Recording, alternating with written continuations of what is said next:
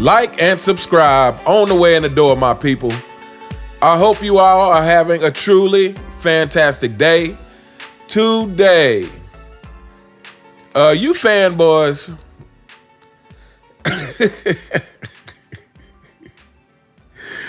y'all already know what it is. Okay, so I just watched an interesting video. I'm not particularly a Jason Whitlock fan. However, it was Jason Whitlock and Skap Attack. I'm sure if you watch this channel, probably most of you watch Skap Attack as well. And they were talking about the Lebron James juice scandal. Kevin Garnett really kind of opened up a can of worms. I mean, I feel like it's something that everybody is pretty certain of. But Kevin Garnett coming straight out and just saying he's on that Balco, that new juice. And, I heard some people say that they thought he was saying it in jest. But when I go back and listen to it, I really don't think so. And I'll tell you why I don't think so. Because, first of all, if you were saying it in jest, why would you do that? When you know those rumors are out there to begin with. Like, those rumors are out there. So, to me, if the way that Kevin Durant likes to prop up LeBron James, like he's on the Clutch Sports payroll, for somebody like that to come out and say he's on that Balco, knowing the rumors are out there, I can't see him just saying that in jest. Again, I really kind of believe that it is something that is an NBA problem, a huge NBA problem. And again, then if you think of it that way, then you really have to say to yourself, that puts in question everything they've been telling us for over the last decade about the newer, more athletic, more skilled NBA.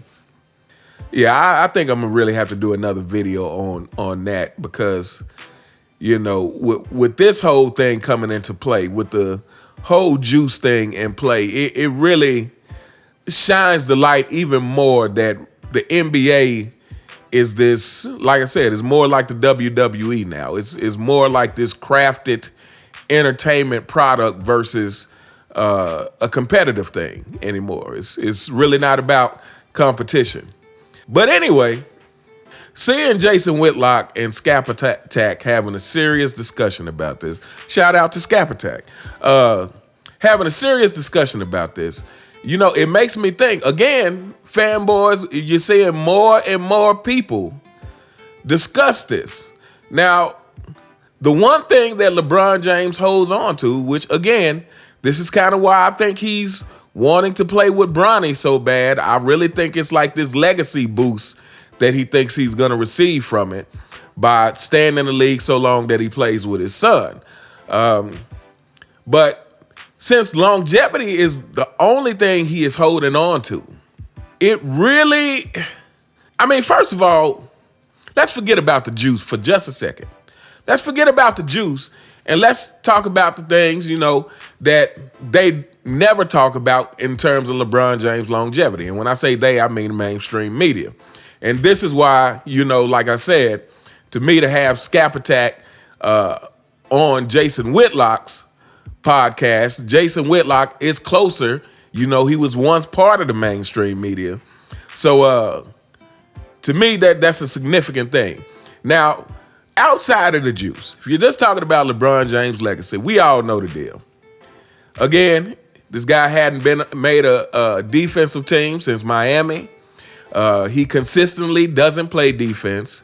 The last 5 years, I don't think he's made it to 60 games or 65 games.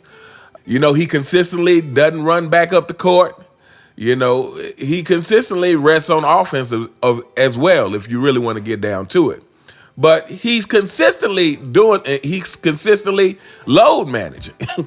And he consistently load manages against the tougher competition. So those things alone already make the longevity argument ridiculous. Fanboys, this we're talking to you right now. But then if you take into consideration the juice, that means his whole career is fabrication. His whole career is fabrication. And I feel like I need to do a separate video on this and really just talk about how his whole career has been fabricated. But here, I'll give you this. At this point, it's not just LeBron James. It's really the whole NBA. The whole NBA is a fabrication. You know, if this is a known problem and this is what's behind all this so-called more athleticism, so-called more skilled, not to mention that the rules just aren't the same. I mean, you see guys carrying and traveling on a regular basis. All these new ridiculous rules that seem to have a very ambiguous definition about them. Gather steps and that kind of crap. This puts a whole new spin on the NBA. But anyway, this is a short video. Like I said, to see Skap Attack on Jason Whitlock's podcast discussing this thing, to me, it just shows more and more people, again, fanboys. I'm trying to warn you over here. I am trying to warn you over here. Why? Heed the message. Like the kingdom of LeBron James is coming crashing in. And when it does, your world crashes too. LeBron James' world and your world will crash together. Understand this. So again, you know, go ahead and seek therapy or whatever you need to do now. But it's coming. It's coming. I feel like at this point, even if mainstream media never picks it up, or even if the NBA never comes out and confirms it, it's too much where there's smoke, there's fire happening right now.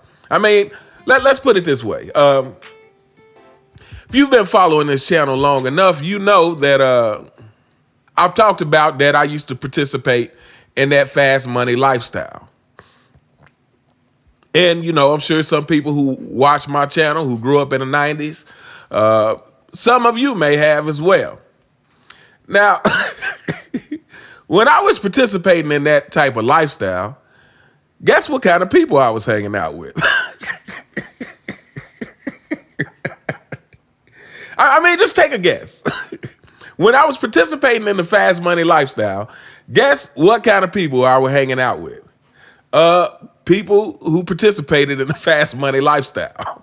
People who were associated with the fast money lifestyle. Now, you take LeBron James and you take the fact that, you know, Randy Mims and his wife and, you know, the latest with Tristan Thompson, that so many people in this circle has been accused and or associated with the juice. I mean, what are the odds that Mr. Year 21, Mr. 39 years old, who everybody's praising for acting like he's playing the same as he was when he was 21, what are the chances that he's with the juice too? I mean, what are the odds?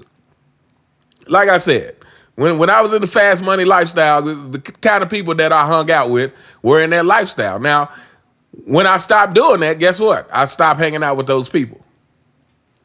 And it wasn't even about friendship. I'm still friends with some of those people, but I don't hang out with them anymore. They're not in my circle. I wonder why that is. It's because you tend to hang out with people who are doing similar things to what you do.